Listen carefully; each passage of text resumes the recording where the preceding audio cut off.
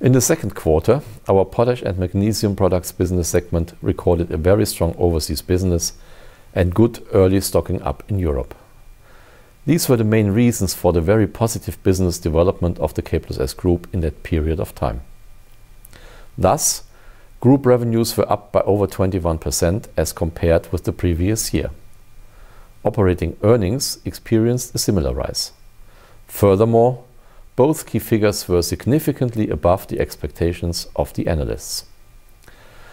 Due to the aforementioned effects, the potash and magnesium products business segment managed to significantly improve its earnings. In the salt business segment, however, operating earnings decreased against the backdrop of a weaker early stocking up business for the icing salt. I would like to extend my sincere thanks to our more than 14,000 employees around the world for their again great commitment and the excellent team spirit.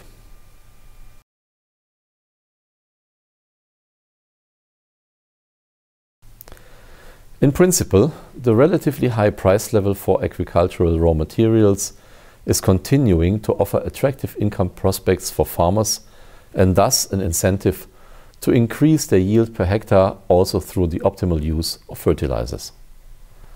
The current demand development for potash and magnesium fertilizers in the markets relevant to us should therefore continue in the coming months and should cause this business segment to show even slightly rising operating earnings instead of stable operating earnings as previously expected. Against this backdrop, we should therefore remain able to significantly mitigate the weather-related sharp decline of the operating earnings in our salt business segments on the group level this year and are keeping to our forecasts for 2012 as a whole. In detail, we are expecting essentially stable revenues of the K+S Group between 3.9 and 4.2 billion euros and operating earnings which should move within a range of between 820 and 900 million euros after a good 900 million euros in the previous year.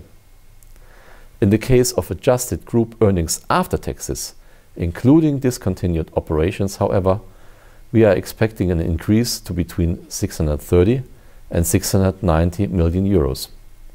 This is mainly due to the expected accounting profit from the divestment of K+S Nitrogen and the absence of adverse effects from the sale of the Compo business last year.